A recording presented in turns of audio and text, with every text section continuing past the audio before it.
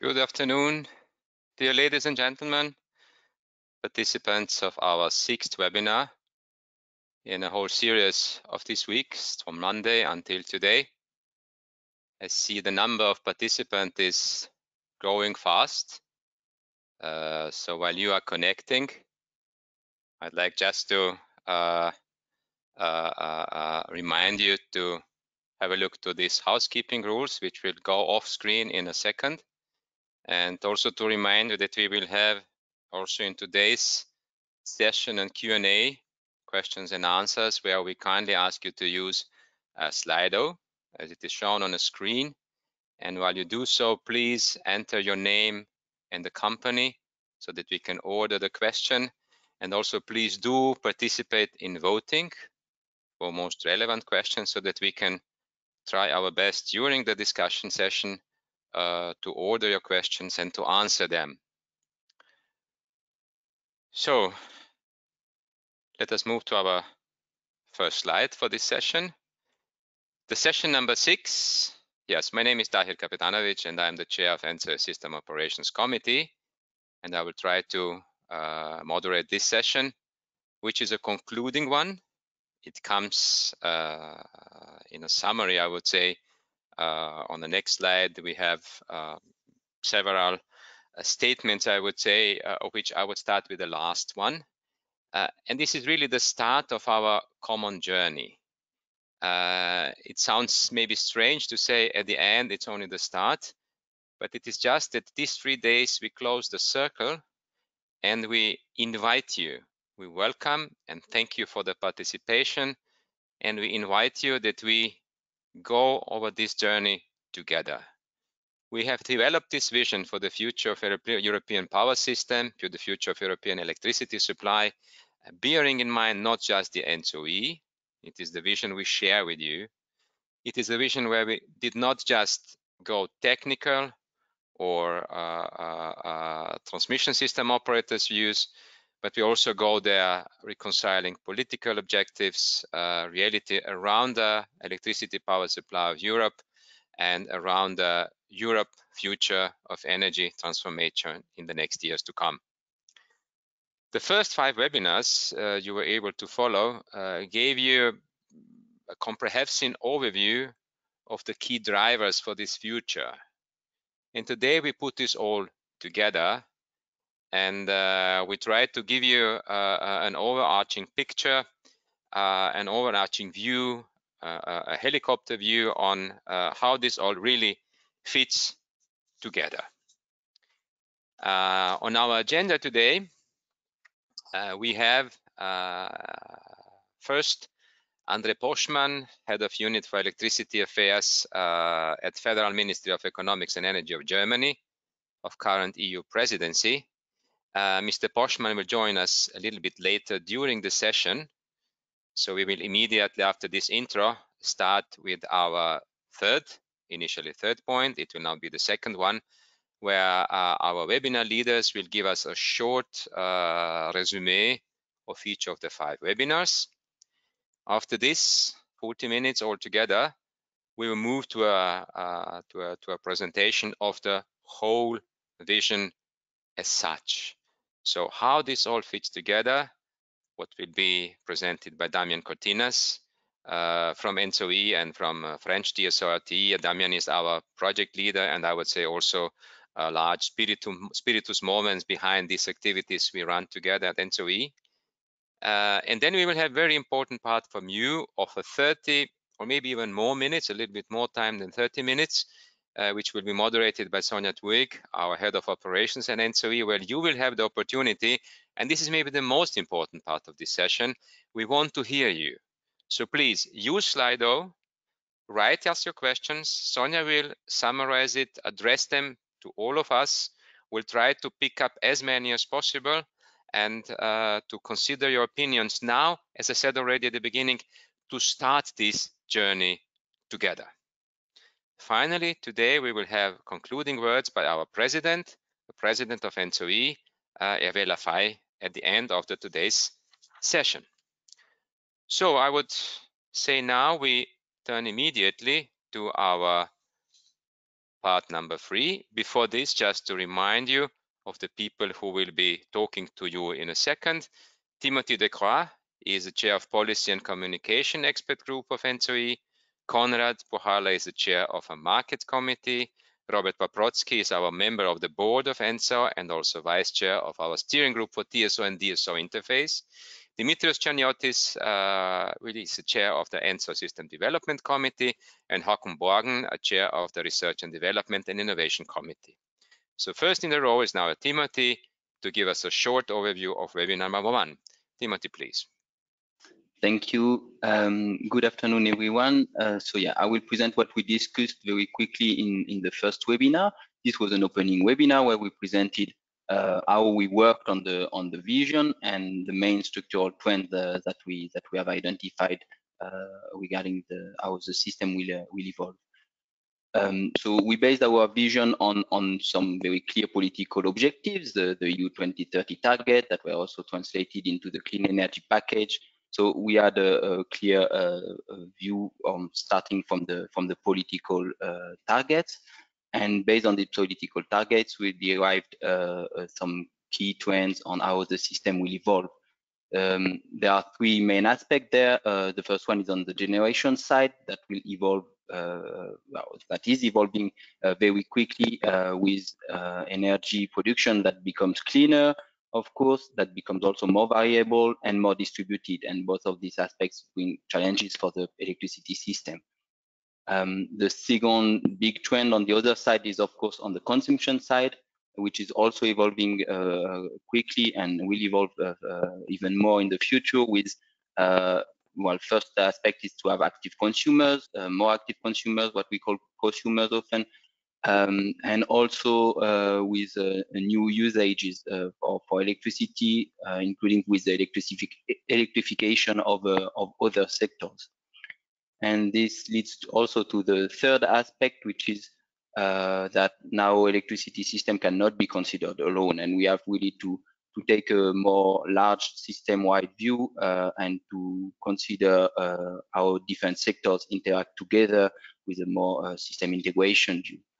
On top of those main trends, there is another trend, which is digitalization. Digitalization is also a tool for us to help us cope with the challenges that all these changes bring into the system. Based on this analysis, we have built 2030 scenarios with system development experts, also together with ENTSO, so gas experts, to already have this first step of considering more than just electricity system, and as required also by the EU legislation. And these 2030 scenarios provide really a shared view of the future on which we also worked together with many system operation and market design experts from the TSOs from all over Europe during quite a lot of time. It took more than 1 year, almost 2 years of work to really work on one common vision for the future. This vision, we really wanted it to be robust, so taking into account all these different aspects: system operation, market design, system development, and we wanted it also to be our expert-based contribution to towards making the political objectives feasible. So to how to enable these political objectives. We also wanted it to be resilient because the future is not set in stone. The political objectives changes. We now, since we have worked on this vision already, now we have the Green Deal since then that happened with a new political target of climate neutrality by 2050, and also we have now all the discussion on the upgrade of the 2030 targets, and we, of course, we saw that coming, and we wanted this vision to also remain actual, even if with this new or strengthening of the different targets and acceleration of the different trends. So maybe we can move already to the next slide. And on this slide, you can see some bubbles of what has been discussed with the stakeholders. It's not exact quotes, of course, but it's just our try to summarize a bit some of the key elements that were that came out of the discussion with all the speakers. and also with the stakeholders that participated via Slido, the questions that were raised and so on. Maybe just a few words on who was participating as in the panels. So we had the chance of having MEP Morten Petersen that participated to the webinar. There was also Joachim Balke from the European Commission. And then there was also, from more stakeholder perspective, there was Wendel Trio from Climate Network Europe, so with the really NGO view. Then there was Monique Goyens from BUCK representing the consumers, and Yorgo Chatzimarkakis from Hydrogen Europe. So that were the main stakeholders directly represented on the panel. I think we had very interesting discussion, and here I will just go through the main elements that you can see on the slide. The first aspect was that there should be timely implementation of existing legislation, and also timely implementation of the new infrastructure that are required to enable this long-term vision. The second point is also to have a realistic pathway towards net zero 2050, and this requires alignment of the infrastructure policy with the new target, also to have this system integration perspective and so on. And we cannot start in 2030 only, we have to start already today. The third point was also to have the right regulatory regime, including, well, for the enabling this change of scale, also in terms of waste deployment. Then, of course, the electrification was mentioned quite a lot as a very important trend, and something that has to, well, that will be central to our future, with both consequences and opportunities, I would say, or challenges and opportunities linked to electrification. And also another aspect was also that Europe has to take a global view when it decides on its policy, and how it, yeah, and on how its policy, that to make sure that that what we do in Europe is positive also on a planetary level, if you want, so to take into the global developments. Then a key takeaway, I think, from this webinar was also to make sure that we have people on board, and especially that we have really focus on consumers in our vision and on everything we do, that we don't forget that consumers are and should be on the center, in the center. Then we had also discussion on the decarbonization of all the sectors. So again, this really cross-sectorial approach, and we really think that our system will have a key role to play there in terms of being kind of at the center, because it has a link to, of course, the decarbonization of other sectors. Yeah, again, consumers are enablers of the green transition, and we need to have them on board. And we also, I mean, if we want them to be more active and to really contribute, there is a need to ensure that there is clarity, that there is a stable environment, that there is safety, also that there is cybersecurity and so on. So that we need trust also from consumers. And the last aspect that was a very important takeaway, on which we still need to work a bit more, I think, is that carbon content of energy will be key in the future, to have a clearer view on that, and tracing, tracking probably with updated guarantees of origin, the content of the energy will be really essential. Including for the carbonization of hydrogen, or for ensuring that the contribution of hydrogen to the world energy transition is positive. Thank you very much, Timothy. Thank you. Thank you. Now we move smoothly immediately to a webinar number 2, market design. Konrad, please.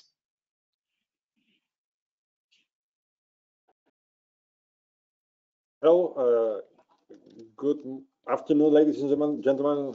Good afternoon, dear colleagues. To quickly summarize the webinar number 2 on market design, we had a very interesting, very lively session with lots of stakeholder interactions. We had speakers from our ENTSO-E project, the colleagues who were dealing with market design 2030, which was Gerard Dorman, Bruno de Wachter, and Marco Foresti. And also we had interventions from the stakeholders. Each of them was also giving their own comments on ENTSO-E Vision and their own comments on how the market design should evolve. And these were interactions from Acer, European Commission, EFET, Eurelectric, Wind Europe, Smart, and EFIEC. And obviously, of course, Europec, which is our dear NEMO colleagues, Power Exchanges. So what is the summary? What are the things that we TSOs talked about? So we talked about the need to improve the wholesale market, especially adopt the products that they had an intraday market to be able to better fit for the new technologies such as renewables, distributed generation, and as well as demand response and storage participation. Within that context, there is also this issue of complex products, especially complex related to block bits, and how these different types of block bits throughout Europe are, let's say, interfering with the performance of the market coupling algorithm. And there was also a discussion whether this could be a little bit simplified. We also believe that we need to intensify, incentivize stronger wholesale market participation and stronger balancing obligations on all kinds of new resources, including renewable resources. In terms of spatial granularity of the markets and price signals and congestion management, we discussed that there is basically no silver bullet. There is no one size fits all in terms of the needs of all particular power systems or all countries throughout Europe. So maybe such solutions should be avoided. So we don't need to harmonize everything. Obviously, there is a certain need for harmonization so that there is this overarching role of internal electricity market in Europe with solid foundations which are the same for everyone. But some special aspects of market design, such as maybe congestion management, how this is activated, and so on and so on, this could be left to the national policy choices to still fit the needs of the system and the development of the grid and the development of the generation side.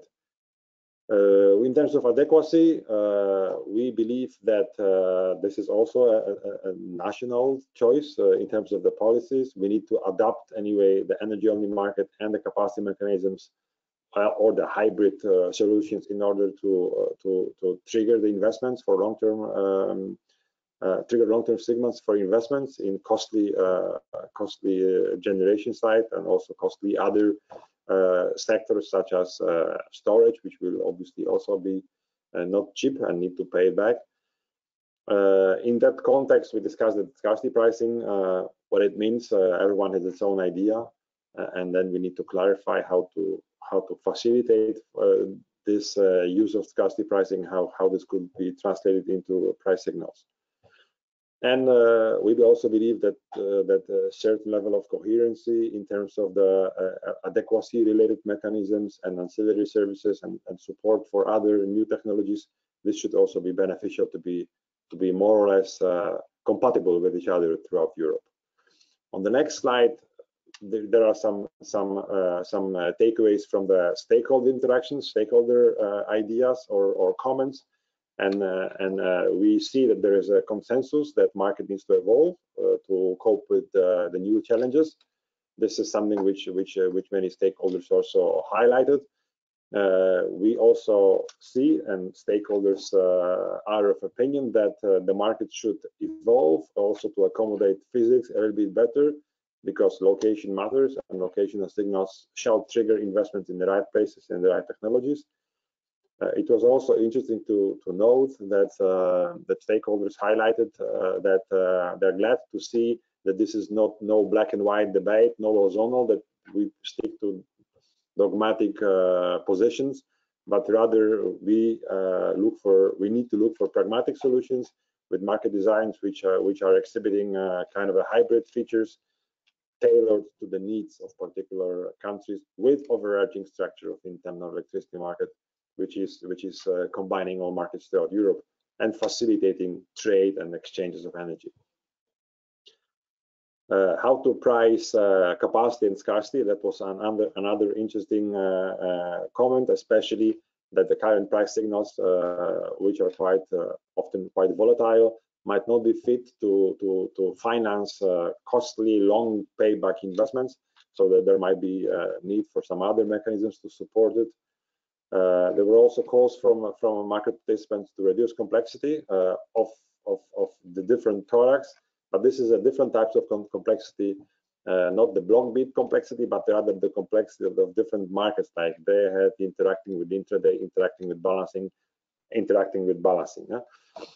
with reserve provision ancillary services. So this is something which was also interesting to note.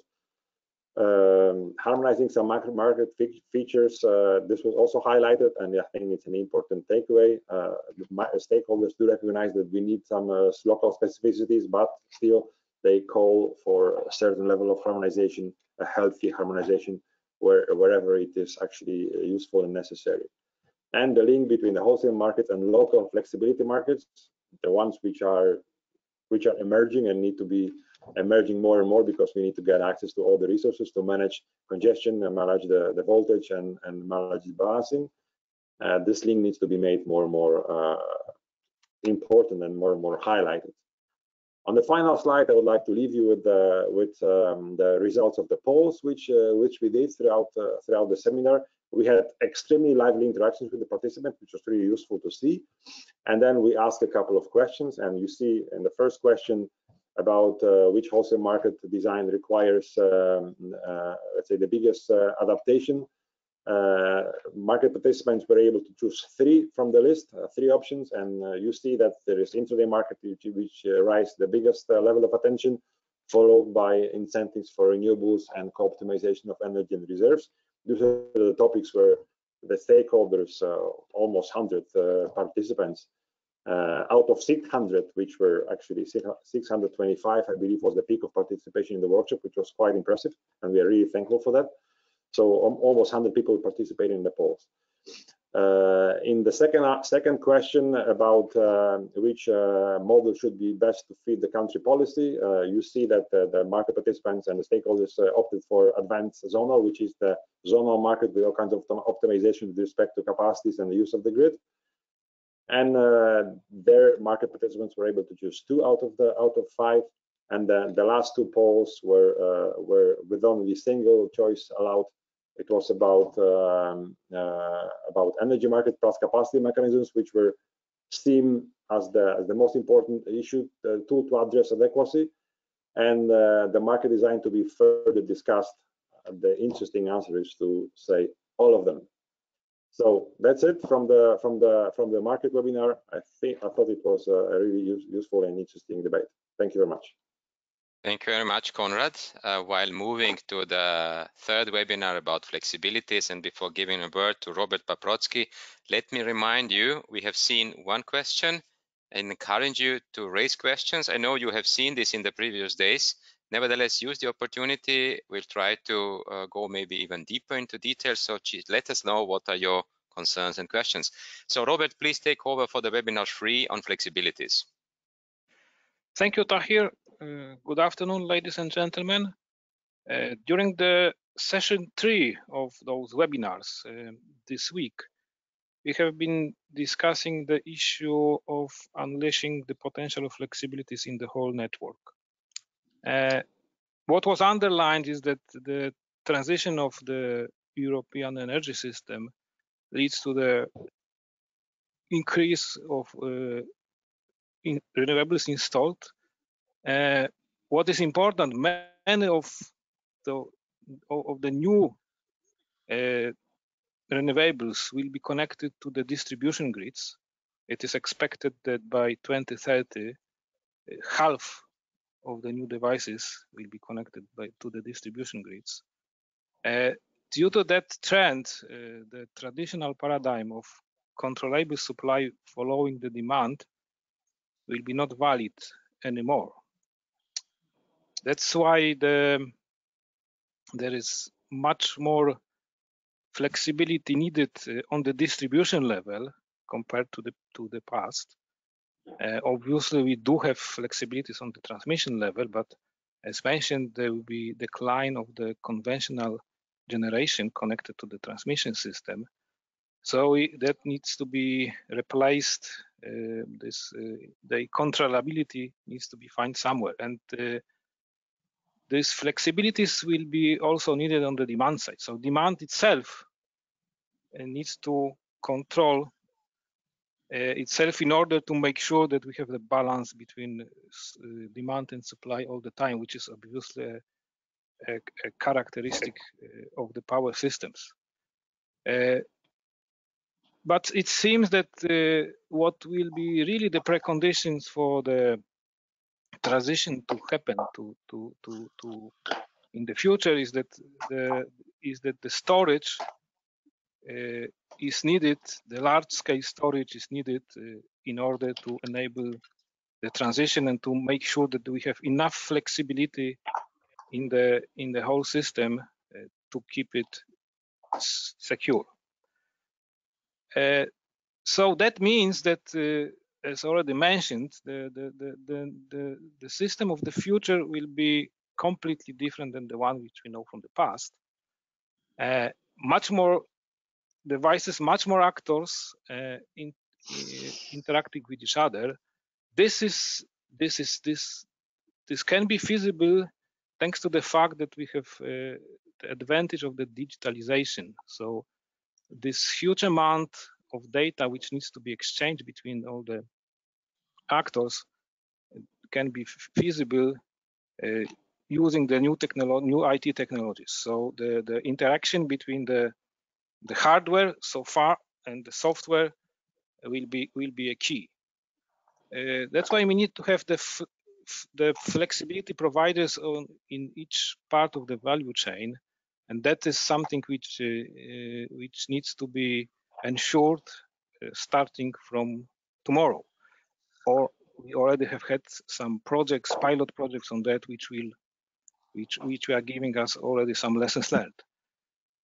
All those challenges are already faced by the TSOs and also DSOs on the other hand, and we have running task forces between ENTSO-E associations of TSOs, ENTSO-E and DSOs, namely EDSO, EUREC, BOD and SEDEC, and in the coming year hope that they are going to act under one EU DSO entity. That cooperation is supervised by the European Commission. We have had also some insights, on the next slide please, some contribution from the stakeholders, from the DSO perspective and the consumer perspective.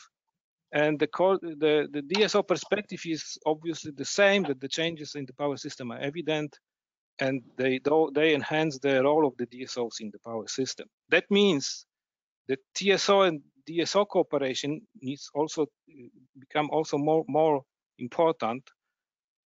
We both need to build platforms to unleash the potential flexibilities, and we should also not forget that the distribution and transmission systems are basically the platforms, the hardware platforms to enable the energy transition. From the consumer perspective, last but not least, that is, I think, the most important, because our systems are built and operated for the consumers. They also see the rapidly changing environment.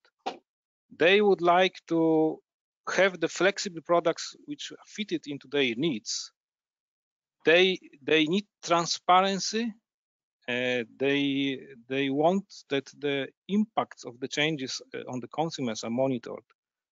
They would like to be informed about the charges they are going to pay. They would like to be protected against the changes which are maybe not positive for them, or to avoid the negative changes. They would like to have a clear picture of the costs and what they are going to finally pay. And they called for the active involvement of consumer organizations in those changes. So summarizing, the customers would like to have the consumer-centric approach, which is quite obvious. So the impact on them shall be assessed. They should be remunerated adequately if they participate in those changes. They should be allowed to choose And finally, the charges are going to be pay should be clear and simple. We have had also quite interesting discussions, and maybe the summary of the questions posted on the slide or on that very seminar shows that I think it's a high time to move from the discussions to implementation as far as the flexibilities are concerned, and this shall refer not only to the pilot projects, which we obviously have had a lot so far, but we should now use the lessons learned and move further into the more concrete implementations. Thank you for that, and Tahir, please. Thank you very much, Robert. Before moving to our fourth webinar, just to again remind you and encourage you to send us your questions via Slido. We will of course answer every question, but we like also if you let us know who you are.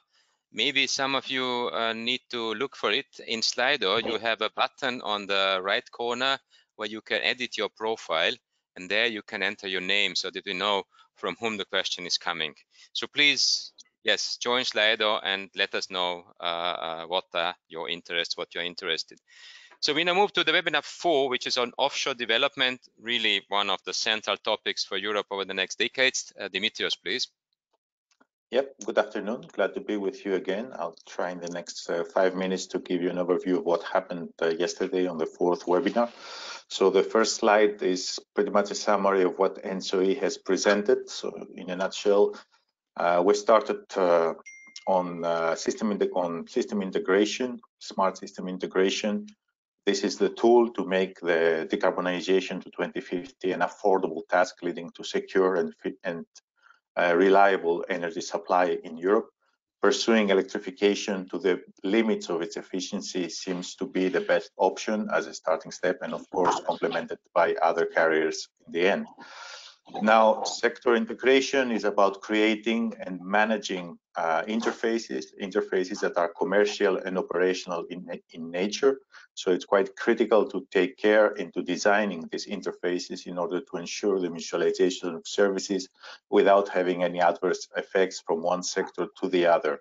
And this leads nicely to the main message of our System 2030 vision, the need for a one system view to be able to have a holistic view on the operation and the planning of the systems. Another important point that we made, especially in the planning of electrolyzers for the power to gas element, is the location. It's quite important. You have to make maximum use of existing infrastructure as well as resources in the location of load and generation. Switching gears to the offshore debate, ENTSO-E presented its position. We identify a huge potential in the offshore development, yet it's still a challenge how this thing can efficiently be driven to where the consumption is, meaning onshore. Sector coupling is also works in tandem with offshore, because you need to make use of multiple energy vectors potentially in terms to reach the most efficient solution in transporting energy. So you do need a holistic approach when you're planning offshore and onshore. This cannot be dissociated in any meaningful way. And again, we're landing on the same message of the one system view, that we need to be able to have this step back approach and looking at the whole thing together. Last point that we made is about technology.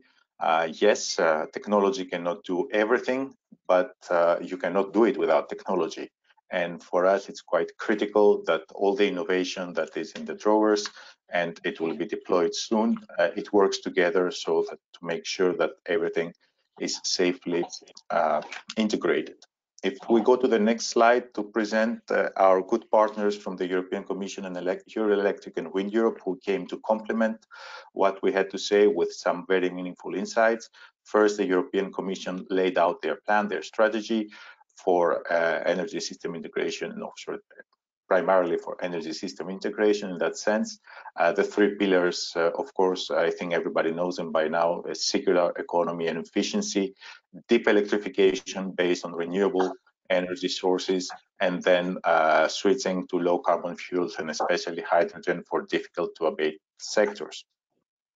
Euroelectric giving us the views of the distribution system operators on the issue. They highlighted, of course, something that we already see in our scenarios, that a lot of energy, a lot of renewable energy, a lot of system services are to be originating in the distribution level, and they will become critical for the stability of the whole system. Electrification, of course, is picking up. This is something that we all confirm, and that there is need for massive investments in the distribution grid. They had a nice quote from pipes to platform, the distribution grids as enablers for putting the consumer also in the center, something that coincides quite well with our vision.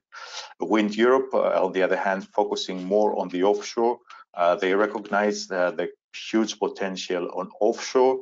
A very nice quote, the offshore is not just the North Seas. All around Europe, there is enormous potential in the Mediterranean, in the Black Sea, in the South Atlantic, in the Baltic Seas. So we have to make it an all Europe affair.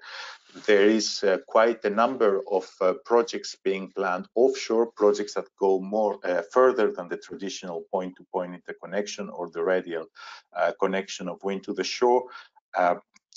This is quite a positive, let's say, development, yet the impression is that it is a patchwork, that we need a longer-term vision, a guidance, let's say, to how these things will fit together. And I think we acknowledge there as ENTSO-E that we do have an important role to play. There was the question of financing and whether the current financing schemes are adequate to promote offshore developments, and maybe some other sources should be sought after. The last slide I have for you today is what we got out from the questions that we received. As you know, there is not a discussion. We get the questions and we answer. This is the price we have to pay to stay safe from the COVID. Yet this is what we got out. We had quite an interesting discussion on what we call the hybrid projects, meaning that farms connected on interconnectors in the offshore, how beneficial they are for society, what are the advantages they bring in terms of acceptance. Again, the question of compensation for wind farm promoters, the business case seems not to be adequate there to support it. Article 16, the famous article of the clean energy package, seems to be problematic when applying there and when allowing the financial streams to be allocated efficiently to those that invest, and this is something to look at. The second point that our audience helped us make is that large offshore wind generation, we need reinforcements onshore, and the speed of the undertaking of investment is quite important, and close cooperation of governments, TSOs, and other stakeholders is important in making sure to accelerate both the onshore and the offshore development of infrastructure. There was a question on how the TSO-DSO cooperation should be structured. Again, I think there was quite a consensus from everybody that distribution and transmission systems are operating closer and closer together. They become more interdependent, and the cooperation between the TSOs and the DSOs need to step up. We have actually, with our between ENTSO-E and the DSO associations, the dialogue is ongoing and being intensified. The TYNDP is a central tool in this dialogue, and this is how we examine with our distribution system operators at the European level, at least, to enhance our dialogue. There was a question why ramping up the investments is slow, is perceived as slow. This should be taken with a grain of salt, because investments by decade, they seem to be increasing. Are they increasing enough? This is the question that the TYNDP will answer in a couple of weeks' time. That is going to be published. Permitting and regulatory framework is identified as something that needs to improve. And the last point that, again, our audience helped us make is about job creation. There is a lot of discussion now in the plan for relaunching the economy and how this thing is fitting with the Green Deal. I think that each one of us needs to contribute to this debate with some meaningful numbers and meaningful analysis. The wind industry, the distribution industry, and from our side, from the transmission system operation level, in our next TYNDP. Sorry for making twice the publicity there, but we aim to have some analysis on the job creation, the job impact that infrastructure may have in Europe. So this is all I had to say. Thank you so much for your attention. Please use the Slido if you have questions, and I will try to do my best to answer them. Thank you. Thank you, Dimitrios, and thank you for reminding of Slido. We now move to the final of the, I would say, detailed webinars, just today in the morning. We have a lot of R&D topics. Everything is innovation, but this is particularly important one on AC/DC networks. So please, Hakon, the floor is yours. Thank you, Tahir. I just would like to give you a short update from webinar 5. It's dealing with the fact that we are moving towards energy system where it's very, very large and fast increase of the mix of HVDC and HVAC as hybrid grids, based on the fact that we will have a very large scale of RES into this the power grid and the energy system. We will go from the traditional AC over to a more combined system. And based on the historic way we have done the DC, it has very often been combined when you connect the synchronous areas with DC. But what we see now is that within the synchronous areas, we will have much higher penetration of DC.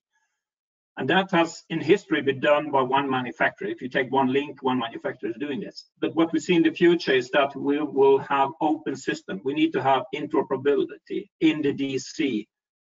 And that is not an easy journey. But the good thing is that we will make it if we cooperate. So to agree on functional requirements and demonstrate how we can actually build DC grids, which are complete open, then we will actually manage to build also the offshore grid, because it's also needed there. So this was one key area, and we got also into the operational challenges, what we see ahead of us.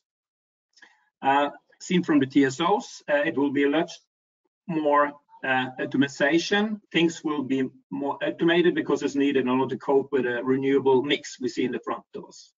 But we shouldn't forget that human beings are there. So we don't think it will be a complete autonomous system. That's important. And we need good forecasting elements and how to forecast in a good way. Looking into innovation, it's fair to say that we will not make it unless we succeed in doing a very strategic and accelerated way to innovate and come up with new solutions in order to deliver emission-free energy system in only 30 years. And what we have done in ENTSO-E is to make RDI roadmap, which is more user-oriented towards what we see as the critical needs. And that is done in such a way that we have 3 clusters and 6 flagships. And one area is holistic one system of integrated systems, as basically has been presented in these webinars. And then we have a separate area on the grid in itself, the corner, the backbone, how to utilize the grid and have smart solutions in order to utilize the fact that this will be a very critical component, the grid. The last area is the black box, the cyber physical area, where you mix the digital components into the copper network. And there we have 3 flagships, and one is dealing with offshore grid, and 2 of them are dealing with the fact that we need more focus on AC and DC grids, as I said, and also on the operation side. And the regulation is key. So in this webinar, Acer participated, and we got some very good ideas from Acer how you could actually accelerate innovation and add more incentives into the regulation in order to cope with the targets we have in front of us. And of course that we have to cooperate between us, and that we have all stakeholders on board to deliver this transition. And in the bottom we have the consumers. So the ENTSO-E and TSOs are committed to ensure that the energy transition is done building on a system of systems with the consumers at the heart. Next, please. Then we have had an open question Q&A session. And first bullet point, we cannot do it alone. We are here together. We need to cooperate. We need to align. We need to be open on the challenges. We need early cooperation with stakeholders, system manufacturers and renewables developers, DSOs, research centers, and so on. But of course, also the regulators. And actually building this interoperable AC/DC grid, we can also take the leadership on a global scale. Because if we're building this multi-vendor HVDC solutions, we actually could take it really lead into this. And we think that this interoperability is a key issue here. And that brings us to the integration of power electronics. It's not only challenges, but also huge opportunities. Since from TD Europe, which is responsible or talking on behalf of the industry and the vendors. An AC and DC system based on enhanced use of HVDC and advanced tools and models are primary measures. And we have also to very clearly state that we need people, skilled people in the future. Although we're going towards a very automatic future with artificial intelligence, we also need the human being as the one who really take control. So we shouldn't forget that. And last, the right regulatory incentives are important. And we should reward value of innovation solutions while de-risking innovation, where we could have pilots like in the offshore segment and to take down the risk. And here you can also see a very short poll. What is your top priority implementation measure to integrate ambitious shares RES into existing power system? Then the AC/DC system, enhanced use of HVDC and advanced models seem to be on the top, whereas the other ones were a little bit long down on the list. So that was the short summary of webinar 5. Thank you, Tai. Thank you very much, Håkon, also for this summary and a very comprehensive overview. Now we finished, I would say, a summary session, a flashback on what has happened in the past 2.5 days. And now we come to, I would say, the key element of this session, which is the overarching future vision to be delivered by Damian. And I will immediately pass it for Damian with the next slide, starting with the 6 drivers, which were in the background and as a basis of our vision. So Damian, please. Yes, thank you very much, Tahir. Can you hear me? It's sound is okay? Yes. Yes, can you hear me? For sure, perfect. Thanks. Yes, thank you very much, Tahir. And now you have seen all through the webinars for all of you who have been able to join us through the week, and we really thank you for that. And with the wrap-ups that you have seen now, how and why all these different aspects of the future power system are coming together, and why, particularly why we identify them as we call the 6 key drivers for the next 10 years in the power system. Again, these are not the only things that are going to change, but with this, all the work that we have done as TSOs through ENTSO-E and with all the stakeholders we have to work with it, and this is something we have shown in all the webinars, we have identified that these are the 6 key areas that will see the most change for the power system for the future.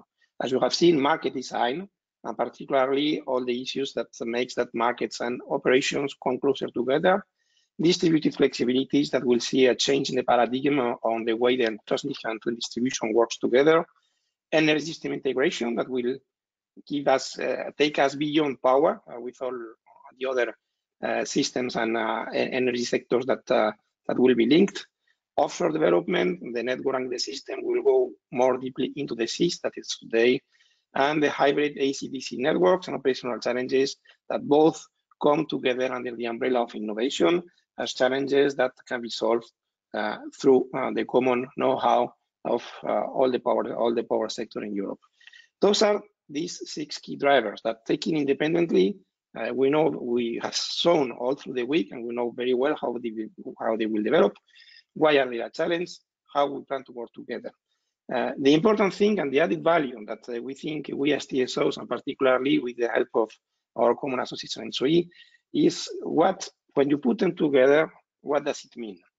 And this is what now I'm going to present, even if we have already introduced it several times through the week, but now I think we see why we're putting it together.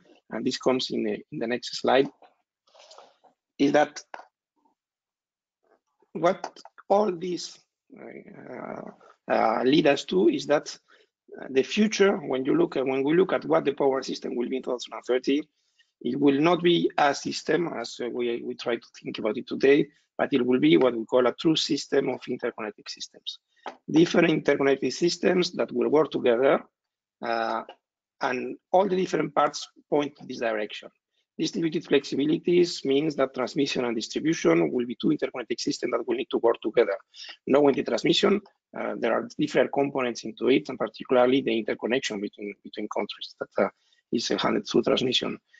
When you look at the offshore, we see a network that was mainly on land and that now will clearly go into the seas, and not only with interconnections, but also with generation and probably with load that will come into being, and a European network that clearly will be part of it will be on the seas.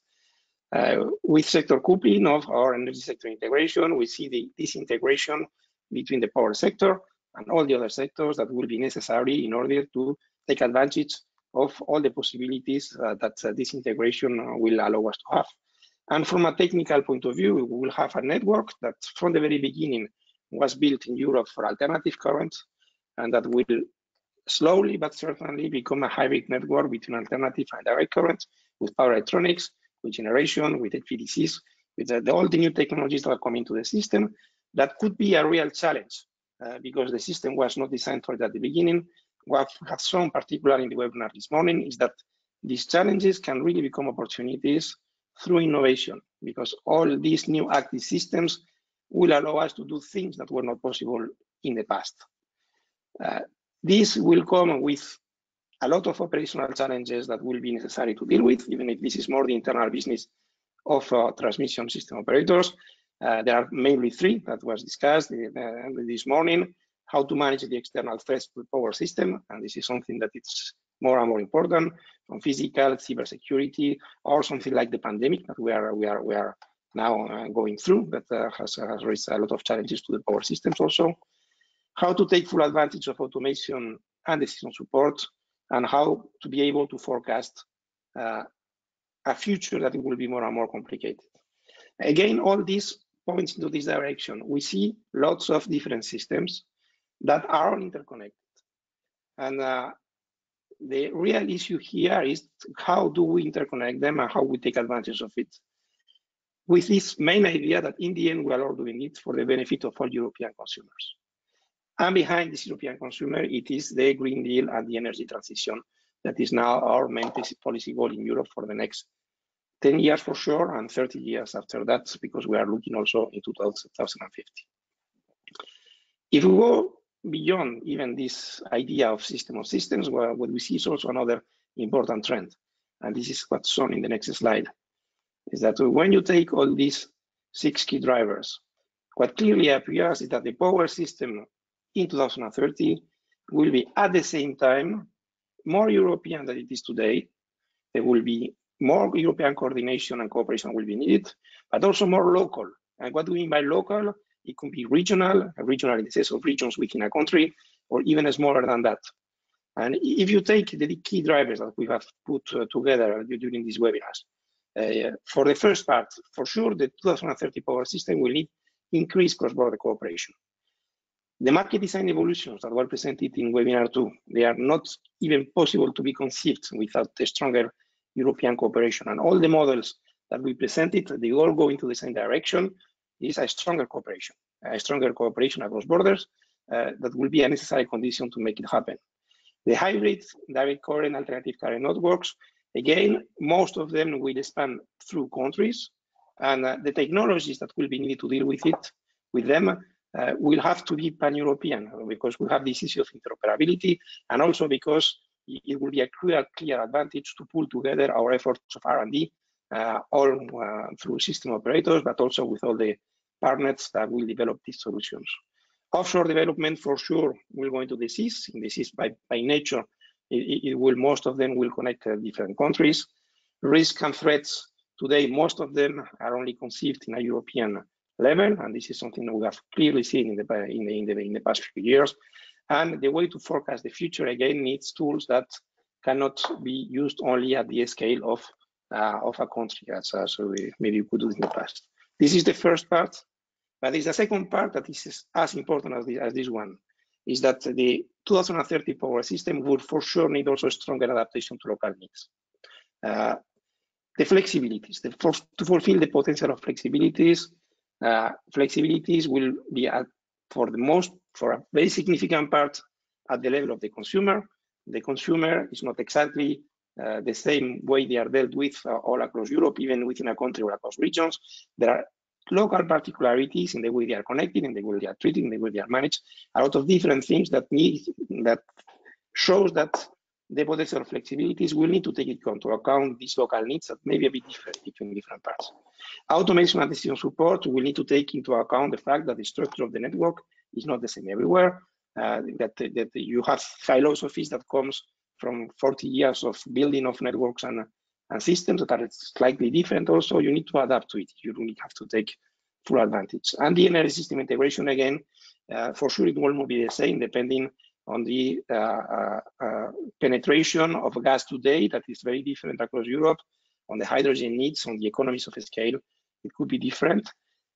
So these two trends that at the same time, more Europe, at the same time, a strong adaptation to local needs will come at the same time. And one thing I want to say also about the local needs, local needs does not mean that each one will do it completely differently. Local needs will need to be harmonized, exactly because we will have these different layers that will need to work together. And where this points is that system operators, an operator with an S in plural, because there are TSOs, there will be DSOs, there will be operators of other kinds of energies through sector integration, will have a key role. The key role that we see for the future is the one of being able to integrate and mostly facilitate how all these different parts that are linked are we going to work together. And this will be an absolutely necessary condition to achieve this European energy transition and all the promises that brings. Another way to put it is in the graphic in the next slide.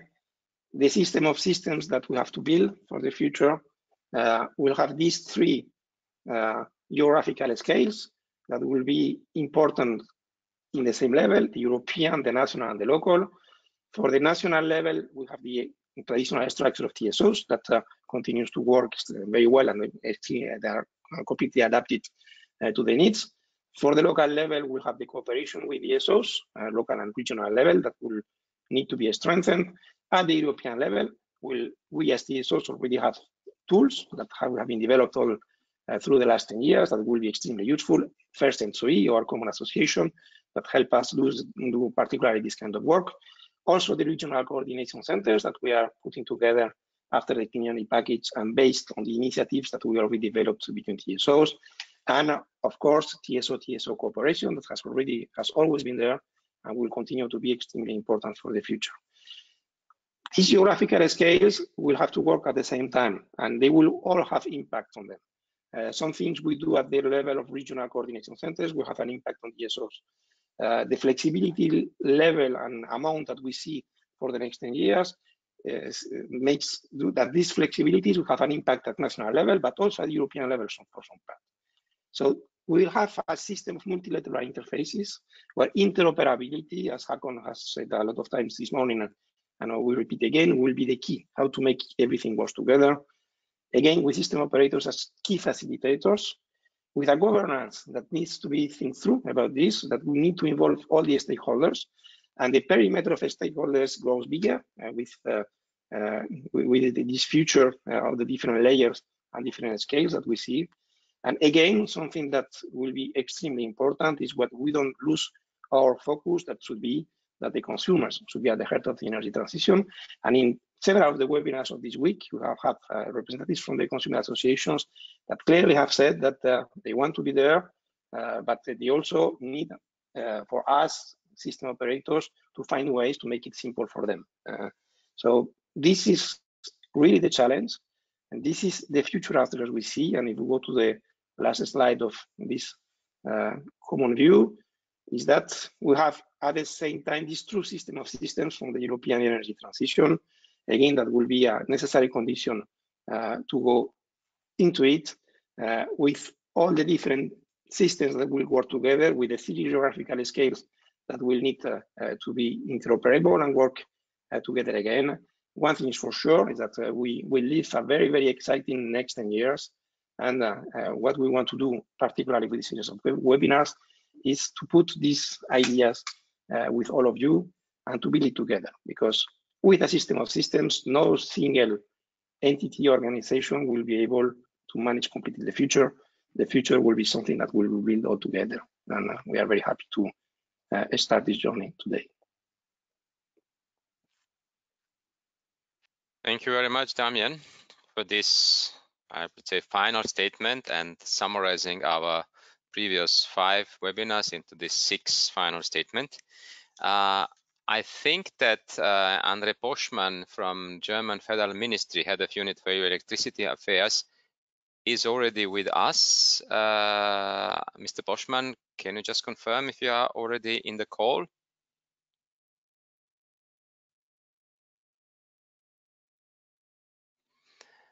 All right. If this seems not to be the case yet, then I would say we wait further on for Mr. Poschmann to join us, and we will now move to the discussion and answering the questions, of which we have received quite a few. So I would ask then Sonja Twig, our Head of System Operation Unit at ENTSO-E, to take over the floor and guide us through the questions we received.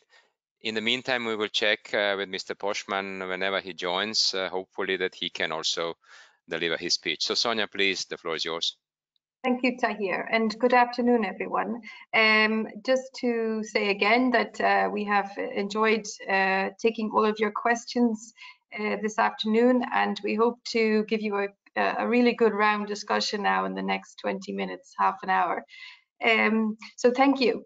What I would first like to say is that we will open a poll now. So also in the Slido app, there's a poll that you will just about to see if you click on the that part of the Slido application. And in there, there's a question that's posed to all of you, which is, for which of the Vision 2030 key drivers for the future of the power system in Europe would you like ENTSO-E to engage more in in-depth discussion and analysis? And we give you up to 6 options there, and you can select any one or multiple of them also. So as you know, over these past days, you've had various presentations and key discussions on those topics. For ENTSO-E and for all of the parties involved, we would like to know more about your views on which ones you would like more in-depth discussion. So please do vote in this poll, and we will reveal the results later in this discussion. So to kick off the discussion, I would like first, perhaps if all the panel members were to now switch on their microphone or switch on their camera, and then I will pose a question to each of you. Thank you. Thank you, Damian. So the poll is now live, so please do vote in the poll on Slido, and then I will come back to show you the results of that. Perhaps a good question to start off with would be about ENTSO-E preparing a Vision 2030 paper. Maybe Dimitri could comment on that, and then I will ask Damian to talk about the key drivers that are going to change over the interim period. So please, Dimitri, do give us your views on ENTSO-E and 2050. Are we going to develop a 2050 vision paper? Thank you. Thanks, Sonja. That's a yes or no answer. So indeed, of course, this is something that we have it already in the works. Having said that, I must say that let's say the main elements of whatever we call Vision 2050 is the scenarios that ENTSO-E and ENTSO-G, for that matter, jointly produce. This is something we do every 2 years, and we update it every 2 years. So we just published it a few months ago, the scenarios for the TONDP, the scenarios for the TONDP. All of the scenarios are full energy scenarios, and they reach the 2050 horizon, at least the top-down scenarios that we're doing. Now we're in the preparation of the new scenarios, again, for 2050. So yes, our work on the 2050 is going to be centered around these scenarios and building on what the ENTSO-E 2030 vision has delivered to us as a starting point to extend and maybe to disrupt some of the key messages that they're in there. Okay, thank you. And in terms of the evolution of the key drivers, then maybe Damien, if you were to comment on how you can evolve the analysis that has been done so far and how that might feature into a future vision. Thank you. Yeah. In the work in the Vision 2030, we focus first on the next 10 years because 10 years is a time horizon where you can really have a very good idea of what's going to happen and you can identify the trends. Behind 10 years, it becomes a bit more complicated. So as Dimitri has said, but in any case, in the 2030 work, we really had this in mind that we needed to look at the trends that go beyond the next 10 years. For some of them, we can do it. For others, it's more complicated.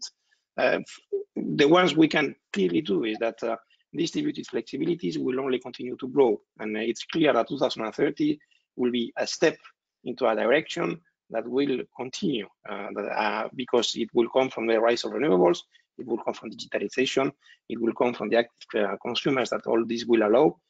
So this is a trend that clearly will continue further into the future, and the work that we are preparing will go into it.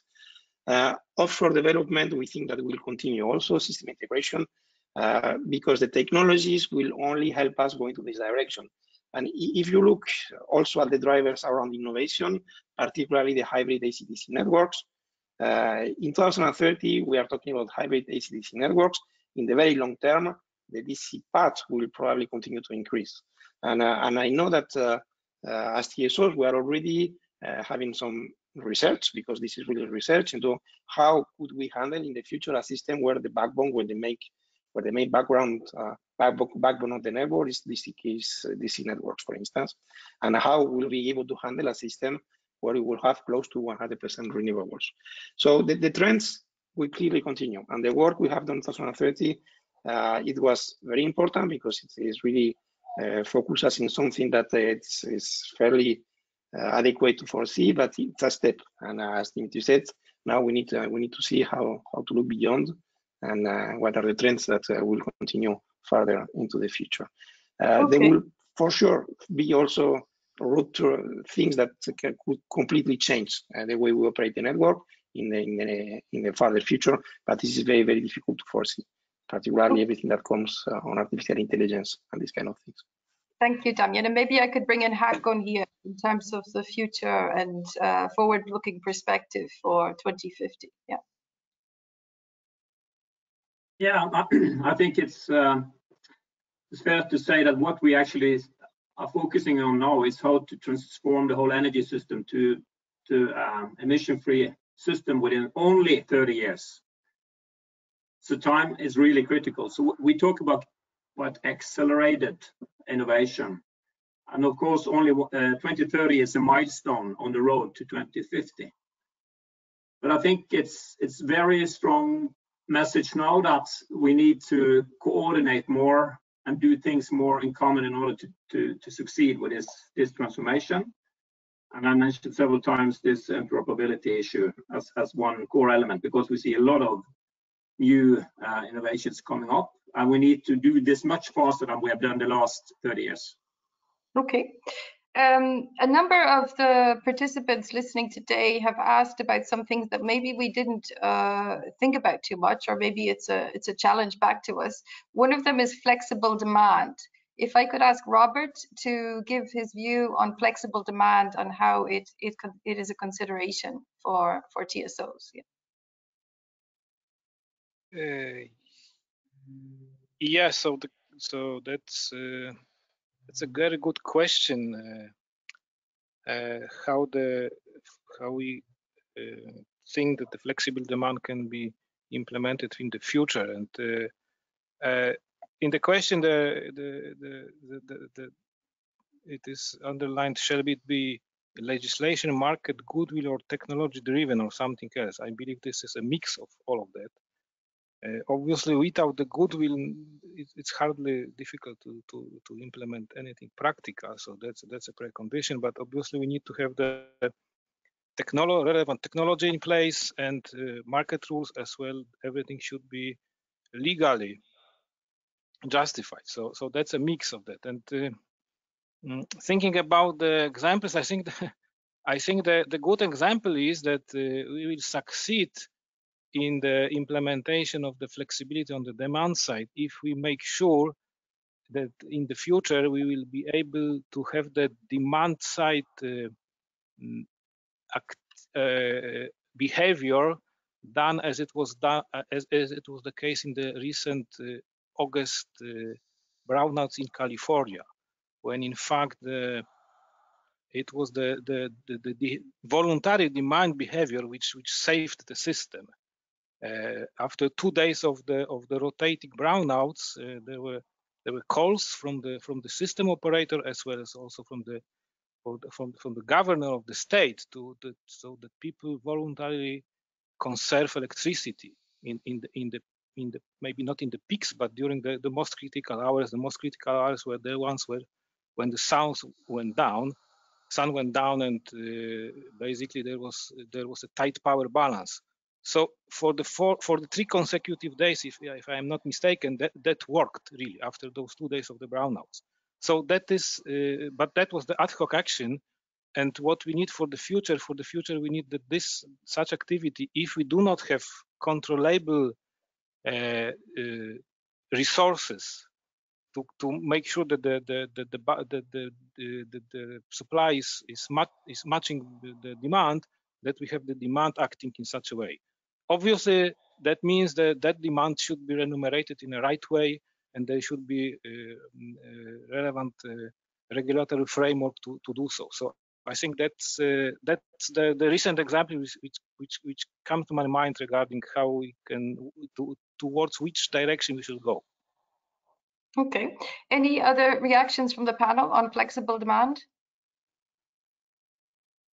Well, maybe here is Timothy. I think also something that was mentioned by the consumer representative in the first webinar was also that in order for especially for final consumers to take up this role, there have to be some consumer-friendly or user-friendly developments, and I think here it's not only on us, but it's really on companies that propose these services to consumers, that they should really make sure that, well, first that consumers can benefit from being more active, and also that things are user-friendly how they are developed. So I think that will be really critical to the success of demand of more active consumers. Okay. Another aspect that's been asked around is energy savings, and energy savings in terms of optimal balance of how much res is needed. Perhaps I could ask Konrad to react on that. Are we considering enough about energy savings here in the same way as we do about increased res on the system? Thank you. Thank you very much, Sonia, for a very interesting question. Energy savings is for sure, so energy efficiency in general, that's obviously a source of adequacy to some extent. I mean, it can contribute to meeting the needs of the demand side, because the demand side would be a little bit more careful with the needs, and then gonna have new appliances, more efficient.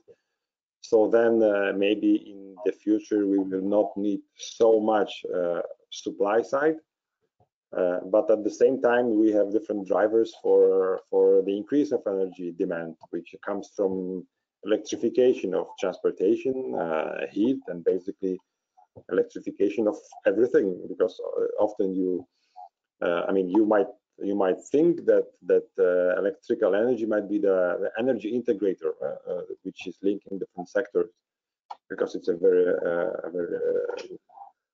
good means of energy, the electrical one.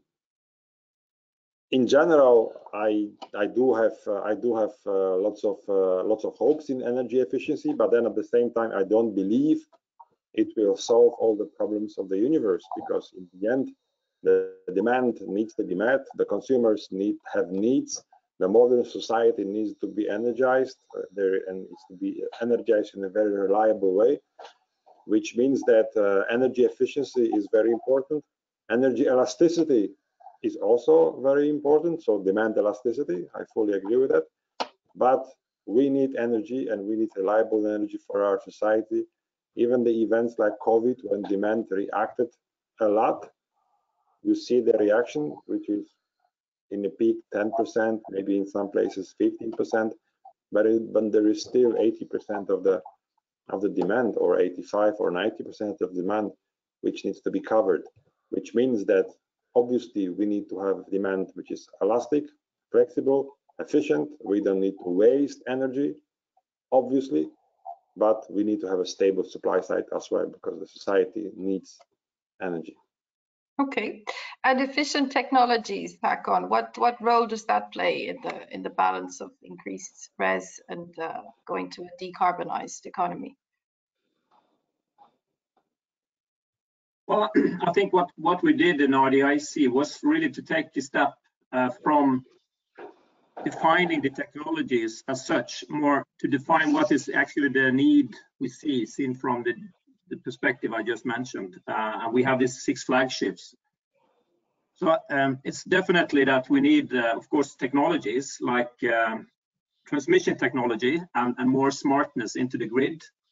And if you talk about the need, based on the fact that we think electrification will really drive up the utilization of the grid, we need more smartness in how to actually control the grid, and we need more technologies into the HVDC, HVAC area, which I just mentioned.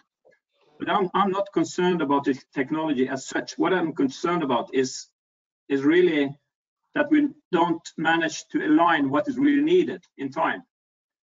So we have really to focus on what is critical technology, and in that perspective, I think we will manage to deliver a much higher utilization of the current grid, and we need to build grid.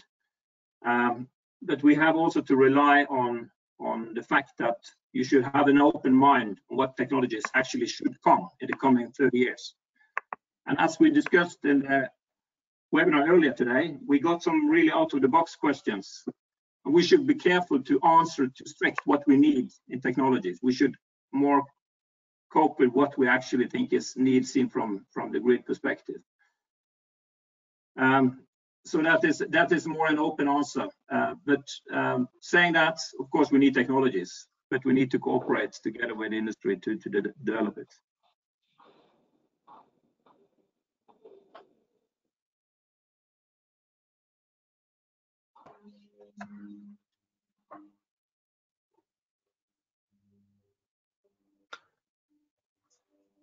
All right, I think Sonia is going to raise us another topic. Sonia, we can hear you. If you try. Thank you, Håkon. Thank you. We cannot hear Sonia. Sonia, please tell us something. I think we hear you. I think Sonia doesn't have a sound. Right. Okay. I'll have a look myself as well on the questions which we did not address. There was one question, one of the last ones, and I think this is maybe interesting for all of us. I'm not sure, maybe to Dimitrios. It's about the potential of solar power, and maybe it also could be widened in a sense of renewables. The question goes in the sense that there's a lot of potential of solar in Europe in our discussions and in our presentations, I think in the webinar on Monday as well. But the participant asks, she or he is not sure how this could be done, because there is not really so much solar primary energy in the north. I think we are touching here upon a point which is between the grid investment, generation into solar generation, and supporting schemes. How can we manage that the energy transition of the future and of the present really goes effectively? So, for example, that we have support for the technology where it is present, and not support the technology where it's not really economically or technically viable. I think I'll ask this to you, Dimitrios, because it's really mainly on the capability to take it over, but then it's maybe also for Konrad, or maybe for all of us. So maybe Dimitrios, if you start first on this, because it's going even beyond solar. Yeah, I'll start going beyond solar, because I don't think the question is about solar. It's about pretty much every assumption that we do in the scenarios in terms of what is realistic and what it is plausible. And even the discussion we had before about energy efficiency, you can ask this question. Even the European Commission's long-term scenarios, they have quite some aggressive projections on energy efficiency. And then the question is very, very legitimate.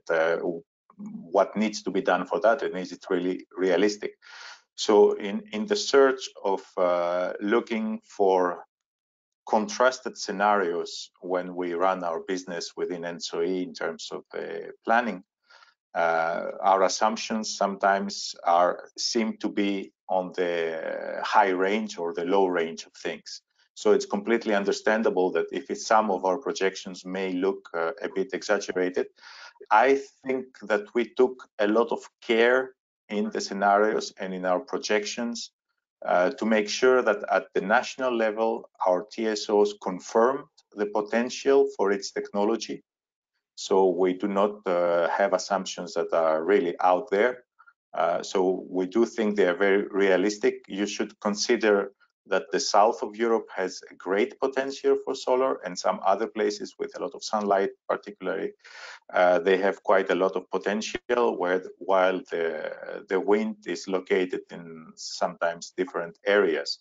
So I would say, yes, I understand the comment. On the other hand, these are the assumptions that need to depict futures that are plausible, even though they seem a bit more unrealistic. And then there is the question of what needs to be done in order for this thing to happen. This is not something that we touch upon within our analysis. These are most of the times policy driven. For the specific case of solar and wind, our assumptions are showing that the cost reductions that we have achieved, combined with the increased efficiencies of technologies, they make it a realistic pathway to the 2050 projections that we have. Okay, I'm back. I had a trouble with my mute, but now maybe just there's a question that's being posed in the chat. Who would be leading the integration across sectors and networks? If I could ask Timothy for his view on that. Thank you. Yes, thank you, Sonia. Yeah, I think in general, it's not so much about who is leading the integration. I think we should more, because integration across sectors will be a question of coordination between sectors. So it's not really the question of who would be in lead, but on some aspect, I think there is a, well, unbundling remains important topic, making sure that we are quite neutral on what we do, and we take the best decision with a system-wide perspective, and not based on personal interests, I would say. So that's maybe where TSOs have a specific role to play. I'm thinking especially on everything we do with the TUNDP. We have started to work on this multi-sectorial planning support, so integrating other sectors into the TUNDP process. And I think that will be probably one aspect where TSOs will have an important role to play. But yeah, I think that's, and then of course it depends of the aspects. So that's for system planning, but then for planning the infrastructure deployment. But then when it comes to integrating also sectors in terms of markets and so on, then it's sometimes it's politically driven, and it will have to be into the legislation. Sometimes it's the market design, and then it's something which is jointly done. So I think it really depends on the aspects. Okay, I suppose the question may be that you know, is there one leader or there multiple leaders? And I think your answer is there are multiple leaders. But does anyone want to challenge that? Does anyone see that there are particular key leaders in certain fields, and then or has any particular view on the need to move this integration at a faster pace and what it needs? Damian, sorry, Dimitri. Thank you. Yeah. So I don't want to challenge what Timothy said, because what he said is exactly right. And I think this is what we have been hammering for 3 days now, which means that when we enter a multi-sectorial world, there is no leader. This is a collective effort. We all have a part to play. And ENTSO-E has really took stock of this observation, and we are advancing our deliverables, at least from our side, in order to make sure that this happens. So we do see a specific role for us, bringing the community together through our legal mandates, not creating new ones, but through our legal mandates to bring the energy community together and construct this vision. I think, without talking about leadership, I do think that we do have a particular role to play as system integrators. As I said before, sector integration is about creating and managing interfaces. And I think this is where the added value of transmission system operators come into play. And this is our ambition, to be able to be key players into this creation of the interfaces, if we're talking about sectorial integration. Thank you. Okay, thank you, Dimitri. And Tahir, you'd like to react to that? Of course, I would 100% agree with Dimitrios and Timothy. Just to repeat what we said at the beginning of today's session, we invite you. We invite all European stakeholders. As a matter of fact, this process is driven by the European customers, by the citizens of Europe, and we all are servant of this process. So we have some natural position as DSOs due to our job. DSOs are there, generators are there, aggregators and so on. But I think this is a common project. So again, this was the driving force behind this webinar number 6, behind this session. Do it together. It is a start. It's not an end. It's really a start, a kickoff, if you want so. Okay, thank you, Tahir. Maybe I could ask Robert. There's a question in the Q&A with regard to the tools that engineers and operators need, both in real time and ahead of time. So perhaps Robert could give his perspective, and then perhaps Tahir. Thank you. Yeah, obviously, with the more complex systems which we have now, from year to year, we need to automate more processes in the control centers, because obviously humans have the limitations as far as number of data they can perceive and use.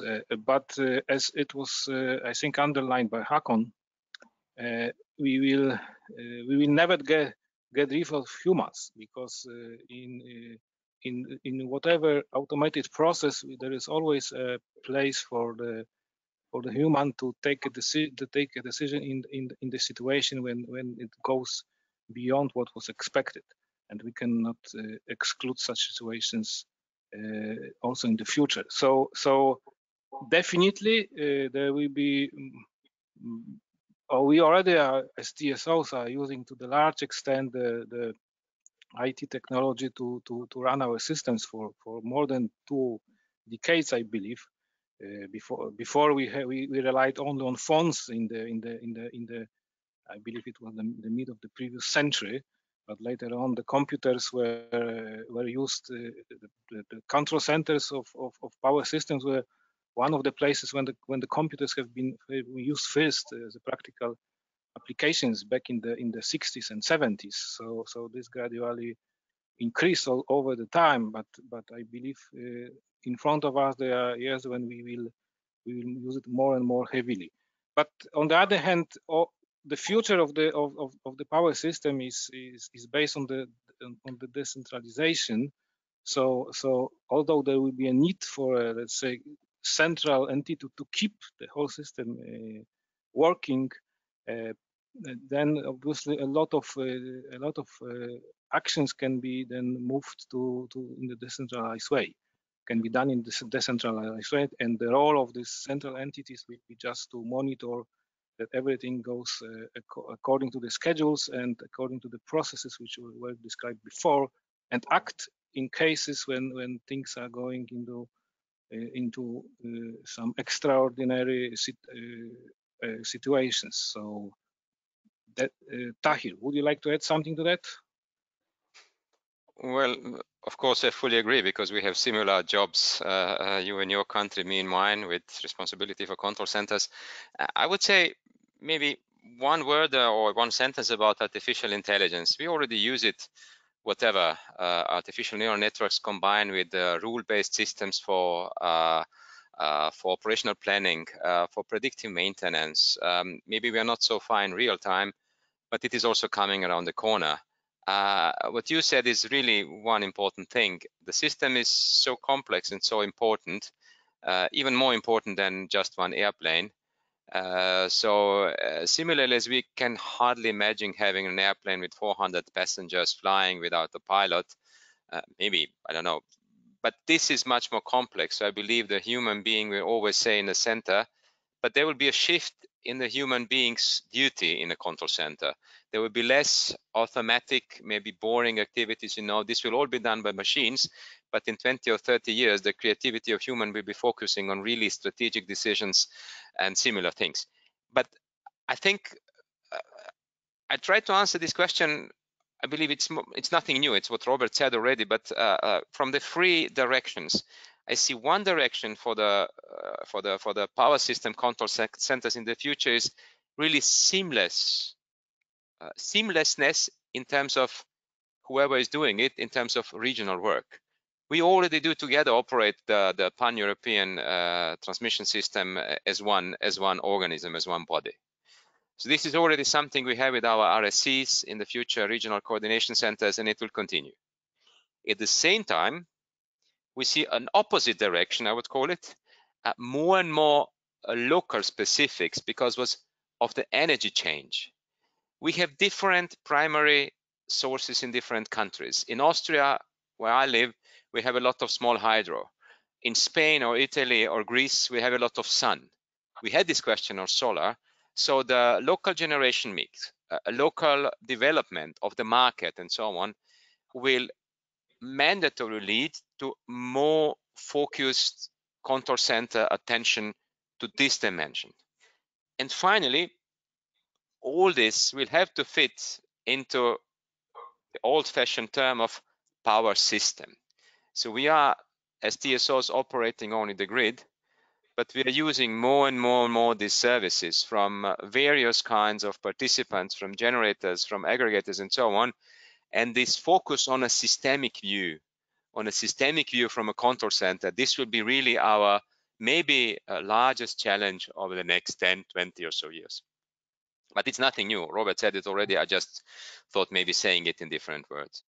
Okay, so I have a question for each of the panelists now. I'd like you to think about it. I'd like you to imagine you are in 2030 and you're looking back at the last 10 years.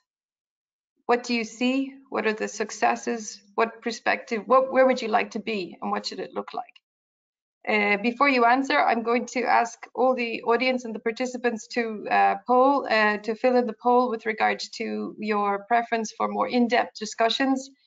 Which of the topics you like the most, please do vote on that, and we can, at the end of this session, just outline the outcome of that. So to kick us off, perhaps I can ask Damien. He's the impetus behind 2030. So you're in 2030 now, Damien. You've reached it. Are you a happy man? Yeah, for sure I will be. Thank you, Sonia.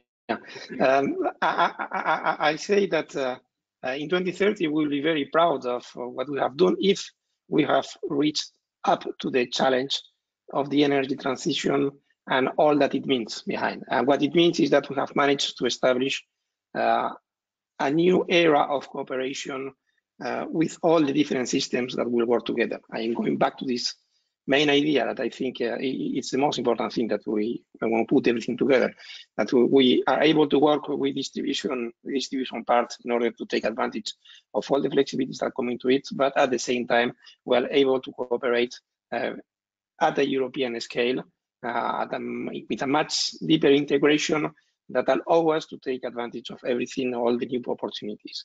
And I think, again, that the key for this and the thing that we really need to do now in order to be able to do that is to be able to continue to innovate, to find new solutions, new ways of doing things. I think really this will be the key of the future.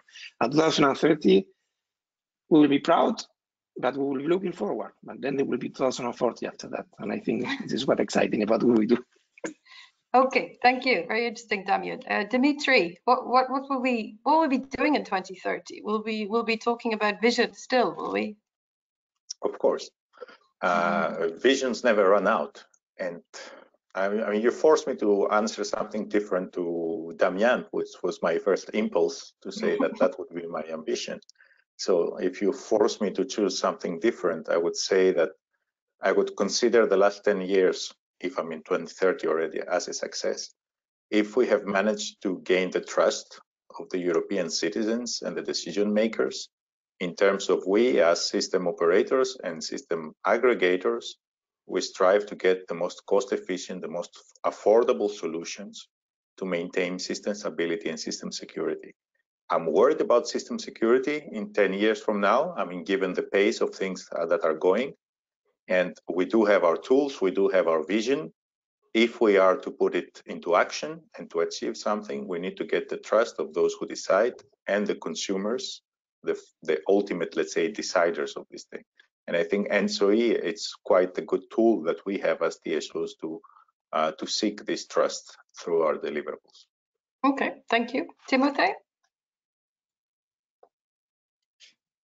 Yes, so yeah, I will also try to say something a bit different, but I think I will be happy in 2030 if, well, first if we have managed to continue ensuring system security and if really there is a system-wide perspective that is taken into all the decisions that will be taken.